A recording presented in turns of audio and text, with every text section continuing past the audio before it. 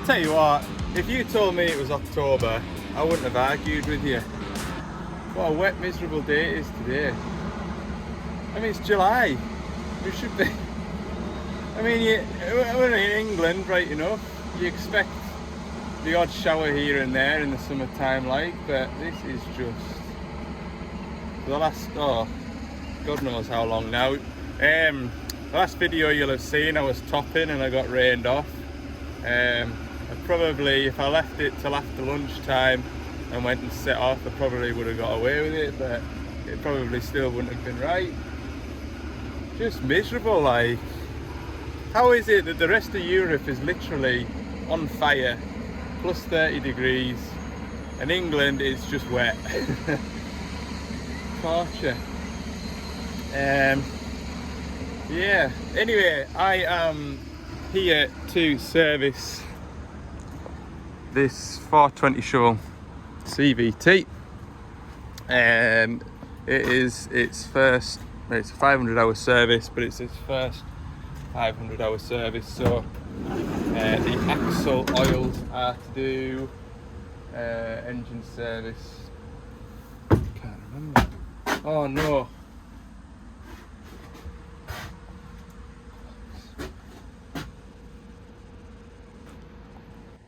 yeah, I had a bit of a Monday moment then when I got in the van there to look for my filters, to see what filters this machine was getting.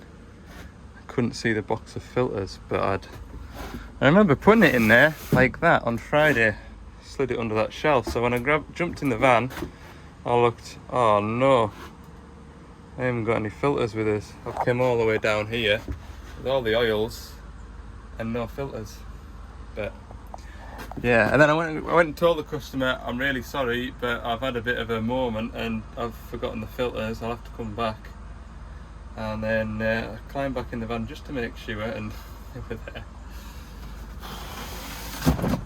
Just that would have been tremendous, wouldn't it? Like, I remember packing the van on Friday and thinking, we'll get a good start on Monday, we'll get down here and get this shovel serviced and get back up the road in a decent time. Right, we'll get on. I'll show you this stuff. Komatsu's down there, 30-ton Komatsu's getting 30-tonner, 36-tonner, getting new tracks, look. That's how we do it. Turn up with a great big wagon and a Hiab and all remote control. Likely that fella just does it all on his own with a Hiab and what have you. That's what I need for that one occasion a year when I need to put tracks on a machine. Right, yes, I'll get suited and booted. And right, I've got my waterproof boiler suit on. I was nearly going to say my winter boiler suit, but it isn't my winter boiler suit if I'm wearing it in the summer. Right, I'll get this. It's a proper miserable day, like, unbelievable. Unbelievable. Lovely. This is a 5-cylinder Scania engine. Look how much space there is in here. Ugh. There's a drive shaft down there, look, big gap. The 6-cylinder would be butted right up against that headboard there. So no.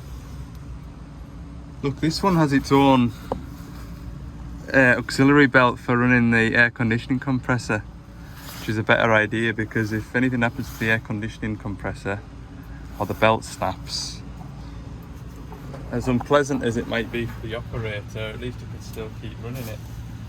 Whereas that other one last week, the machine was down because it wasn't running the alternator, it wasn't running the water pump. So, right, anyway, let's get this machine serviced. Engine oil, 2 fuel filters, pilot filter and axle oils. Right, so here's my service schedule. This is what I follow when I'm servicing these machines. So quite often down in the stores, when he puts a filter kit like this together for me, he'll throw it in the service schedule just so we both know what we're doing. So yeah, I did the 250-hour first service along with the 50-hour first service, which is the hydraulic return filter. It's got an F there, and also the transmission filters, which has got an F there. it does seem strange replacing transmission filters and not the transmission oil. You can see there, that's where the transmission oil is to be changed at 2,000 hours. So the first 500 hour service, so it's a normal 500 hour service, which is your fuel filters and your brake pilot filter and your aircon filter, and the inner one you just need to clean. C stands for clean. And then we've got the front axle and rear axle, 42 litres in each. And then we've also got the air cleaner outer. C is for clean. What we're doing, these are all my filters in the box ready to go. We'll get some engine oil drained out. We're dropping the engine oil out. This, like I say, 5-cylinder Scanian is just 36 litres of engine oil in this one. Get that engine oil filter put back in. It's looking quite clean, to be fair. Nice clean running engine. Look at all that exhaust. Look, from the moment it leaves there, through that, through that, through that, and then out there. It's amazing, isn't it? Science. And all of that is so that we can continue to have nice wet summers. Prevent global warming. The rest of Europe's on fire, but the UK must be super emissions friendly because it's raining here all the time. Oh dear, I'm not a global warming denier or anything, but wouldn't mind a bit of it here now. First fuel filter off. I did loosen this bolt before I set off, but now it's gone tight again with one hand.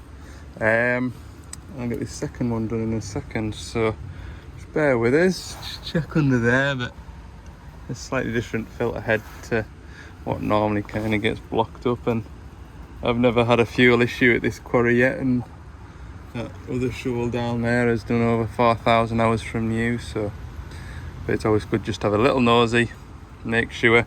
I never ever fill, you know, if you know and you've watched these videos a while, but I never ever pre-fill the fuel filters on any machine apart from, there's one machine which I do pre-fill filters, but it's not fuel filters, it is the hydraulic filter on the DX19s. I always pre-fill those because otherwise the pump just cavitates for ages and the machine sounds terrible once you've serviced it. But as a rule, I never pre-fill fuel filters to avoid contamination. I always use the hand primer, draw the fuel from its source, and it goes through all the filters.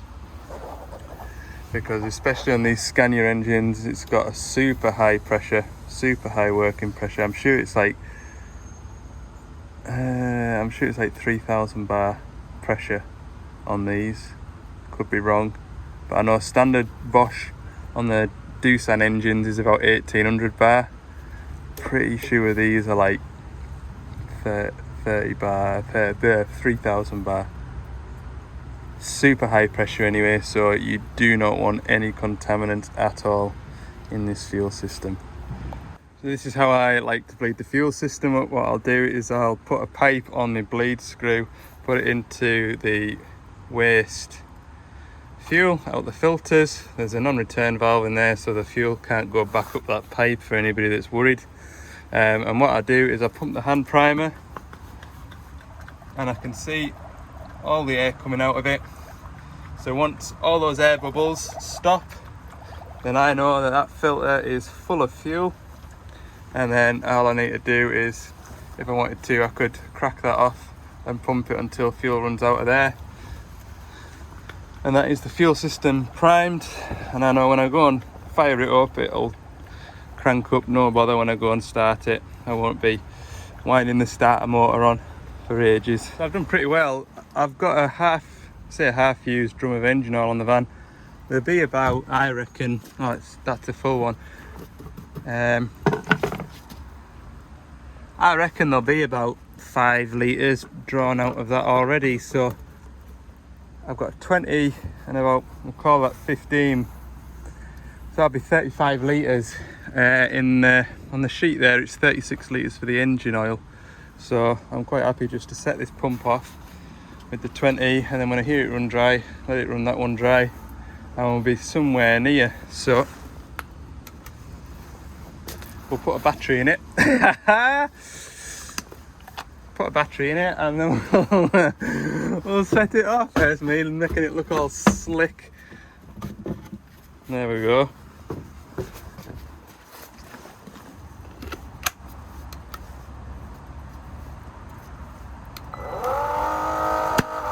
There we go. Engine oil going in. Last time I used that, it had engine oil through it, so I don't need to flush it out. Right, while that's doing that, I'm going to come around here and do the pilot filter. This is the brake pilot filter for those of you that have never ever seen me service a load and shovel before, which must be quite hard now to have not seen me service one if you've been watching the channel for a while. But for any new viewers and subscribers, the brake pilot filter is here, and this filters the oil for your pilot circuit and your brake pedal circuit. So put this on here, pop the new filter in. Right, that's that filter done. I can no longer hear my oil pump for that, so I'll go and check up on it. I have a feeling it'll be running on fresh air now. It does sound like it's still pumping. Go on, look. Yeah, we've got about a quarter of a drum left in there, so I'll go and fetch me waste filters round and dispose of them. I can start cracking axle oils off. Now, clean the area where the cab filter is and put a new cab filter in it, so that's that one done. Turn the key the right way. Come on. Oh, it needs a bit of a jiggle, I think. There we go. Right, I'll go and drop some axle oils then. First, my engine oil's done, so let's just see how close my guesstimate was with about 15 litres in that tank. These are a terrible dipstick to read, because as you can see, the bit that's reading the oil is the same colour or a similar colour to brand new oil. So what I do is see how it says max and minimum on there. I put that in that way around and put that into there. Now you can see the shape of the tube as it goes into the engine block. It kind of goes down and in like that. So what I find is on the bottom of the dipstick it'll read really, really high, but on the top of the dipstick where the actual level would be, it is generally pretty close. That's what I'm gonna say.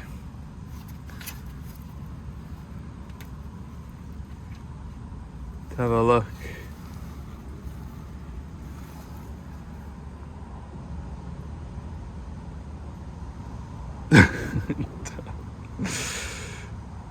I think that's there. What do you think? I'm pretty confident it is. I'll put my phone down now and I'll have a proper look. Hold on. Yeah, so it is on the A at the max. So that's grand light, because by the time that's gone through the engine oil filter and everything of that, that'll be spot on. Obviously, I'll start the machine and run it and double check it as usual, but I'm confident enough anyway to know that there's enough engine oil in there to be allowed to start it, if you know what I mean. I'll just knock that tap off. Come along. You have to kind of, I try and like jam this in somewhere, because I'm frightened that I'll wander off from it and come back and it's jumped out of the filler neck and I've just been filling the belly pan full of oil. So try and have it like jammed into against something. Right, now I'm going to go and do axle oils. So as usual, we'll drop the centre of the axle oils out, and then remember there's hubs either side to drain as well. We'll probably get another 5 litres out of each side. That's what I find anyway. So we should be okay to fill 2 empty 20s and then top the rest of them up with each side of there. 11:30. There goes the track guy. I think he was here, what did he say? The fella said he was here for about 7:30, 8 o'clock. And he's put a set of tracks on a 36-ton Komatsu. So he's done well, like. That's the way to do it anyway. You're gonna do it on your own. Anyway, I'm just about to fill this second drum now. First one's full. Right, that was Mark 1 of my design. Pretty simple. Here's Mark 2, look. Found that I had to sit and hold that one. Whereas this one, I've left the lip on the back of it so it hooks behind there. And it just, not a drop spilled, look. I really do surprise myself. The levels of ingenuity and troubleshooting and problem solving, incredible. 2 more to do now. I hate doing these. I've got the axle oil going in. We use this GA12 oil with half a bottle of anti-squawk per axle. So we put half a bottle into the drum, put a drum in, and then top it up with the second drum. And it sounds like that's empty. So we've been using this for the last 5 years now. Never given us any issues with the axles. So yeah, that's what we use. We need the anti-squawk fluid in there to stop the brakes making that binding squawking noise. That's like an additive. Some axle oils come with that stuff already in it. Yeah, I don't know any more details than that. That's just the stuff that my boss told me to use once upon a time, and that's what we've used ever since, and we've not had any issues. At the previous place where I worked, we used to use Mobil oil, Mobil lube, and I think that was an 85 W90, and that was a real thick oil, but it was also really expensive. I mean, that would be sort of 6 or 7 years ago now, and the drums then were £120 a drum for 20 litres, so God knows what sort of price that'll be. To be honest with you, I don't really know what sort of price these drums are either. It's just what we've always used since I started at Gordon's, so it doesn't seem to do any harm. So we'll just continue using this stuff. Right, I've stopped for my lunch and I'm just getting back into it now. And I can't get the level bung out. I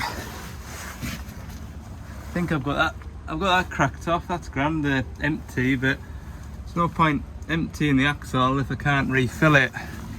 I've braid hell out of it with a hammer, with a socket in there. I've put my 1/2 inch bar with a pipe on the end of it, but there's only so much movement you can get. Just it's like vertical, so I'm only getting so much. To be fair, it's the flex in the bar, and then I'm hitting the chassis, and it's the same obviously down here. I've even, and I'm embarrassed to admit this, but I put my 1/2 inch impact gun on there too. Tried rattling it, it won't go, so I'm gonna get a chisel now and I have to try and batter it with a chisel. It'll come with a chisel likely, I would imagine. There we go. Should go away now. Lovely. Had a bit of a mess of it like. But there is a level bung in exactly the same spot on the other side of the axle, but on the other side of the axle as well. That is a thing. But it was locked up in the exact same place. I suppose if that one didn't work out, then I've got another chance at getting it. I knew a good smack with a hammer, it would come away. Right, I'm good at saying that. We'll get this sorted out, and then just Just got to run it up, check levels and everything. Get the air out of there, did you hear that? Psh. I'm just gonna chuck 20 litres out of here at a time. Right, while all that oil drains out that back axle, I'm just gonna grease these drive shafts up, and then I'll get the oil set off pumping in, and I'll have a tidy round of all my tools that I've got lying out. While I'm in here, just have a bit survey, just make sure there's no oil leaks, nothing damp about it. Can't imagine why operators wouldn't want to grease those drive shafts like hell. Right, drive shaft's done. Clear up. Oil's finished draining. Get those two hubs done. And then we're flying, aren't we? So if, like me, you've put the axle bungs next to one another and you don't know which is which is the bung and which is the level bung, the easiest way to tell it is the bottom bung, this one, because it's got a magnet on it. See? And that is designed to catch all the iron filings and keep them at the bottom of the axle. So we'll put that one in there. I'll put that one not in there yet because I need to fill it. Got the machine running now. We'll make sure that none of the filters that I've changed are leaking, and we'll put our lights on and everything as well. Just have a check, make sure all those lights work. Right, we're just taking it for a run now around the quarry, making sure everything's okay. We've checked all the pressures. Take it for a lap around the quarry and then park it up and head back to the yard.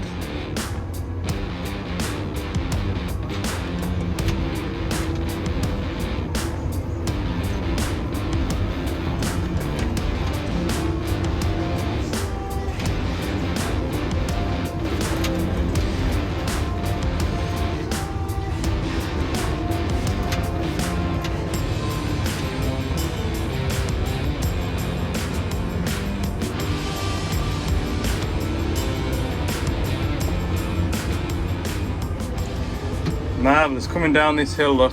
I've come to a stop and look, I'm not even touching the brakes. I like these CVT gearboxes, I do. Put on the throttle, gently away, look. Marvellous bits of kit.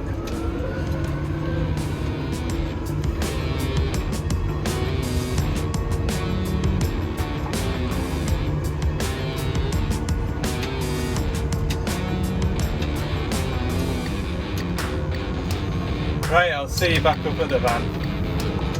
There we go then, that's parked up next to its older brother. Full bill of health.